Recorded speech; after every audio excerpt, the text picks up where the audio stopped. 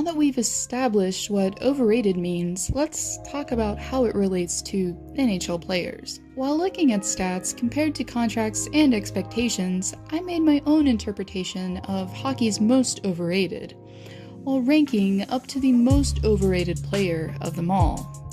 And yes, I'm probably going to trigger the masses, but hey, to each their own. So without further ado, here are the top 5 most overrated players currently in the NHL.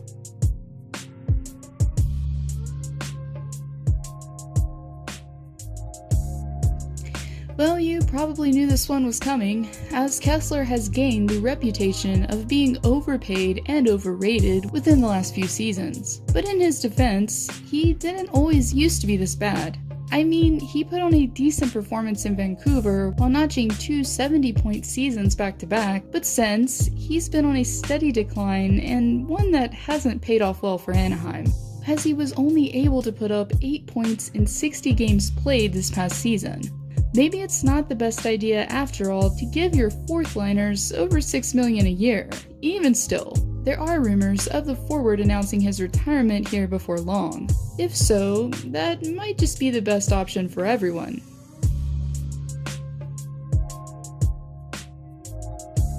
Another name that has been also graced with the appearance of mediocrity. And according to Sports Illustrated, it has been for a while now, as Phaneuf was actually voted by peers as being the most overrated player for 2 consecutive seasons in 2011 and 2012. When 161 NHL players are saying the same thing, well, there has to be some truth to it, right? Well, if you don't believe the players, I guess there's always those reliable numbers that we call stats. And for Phaneuf in his production, there's been much better days, as out of 67 games, the defenseman was only able to notch a measly 6 points. Now there's obviously circumstances that have played into it, as the LA Kings weren't exactly the cup favorites this year, and Phaneuf has had a hard time evolving with the game as it now relies on speed more than anything. And as we all know, he's not getting any younger either.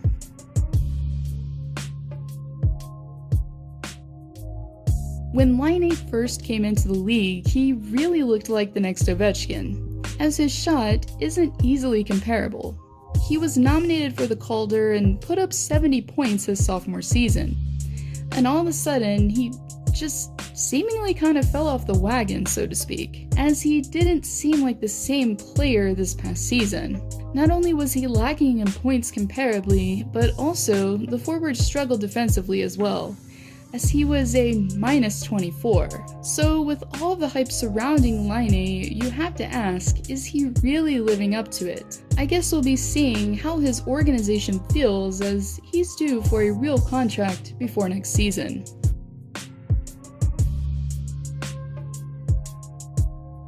I know, with this statement alone, I'm probably going to trigger floods of Leaf fans from every crevice with their keyboards at hand. But considering how much Nylander has made this year alone instantly compares him to names like Nikita Kucherov, Jack Eichel, and Leon Draisaitl. Obviously, this isn't going to stick, as we all know it was initial bonus money, but even still, compare Nylander's stats this season and previous seasons, and you'll quickly realize the Leafs aren't going to be getting their money's worth, in the long run at least. And really, it's not all the forward's fault, as missing crucial playing time did set him back for at least a month or two. Looks like poor Dubas has taken the fall for that one too.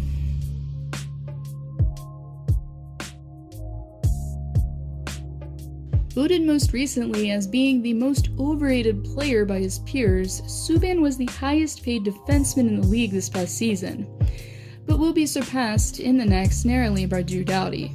While taking up over 1/10 of his team's total cap this past season as well, Subban walked away with only 31 points in 63 games, while the season before he notched 60 while playing a full season. So if you're making $10 million a year, does it stack up well in comparison to other players that are making less than you? Looking at other Z-men like Victor Hedman, Brent Burns, or John Carlson, who make much less than the Toronto native, Subban's contract does seem like it's costing the Predators more than it should. But one could agree that the hype surrounding Subban, met with the attention his personality brings, could be worth the extra $3 million or so. Regardless, Subban has one more year of the 7-figure salary, therefore the tables may very well turn before long in Nashville.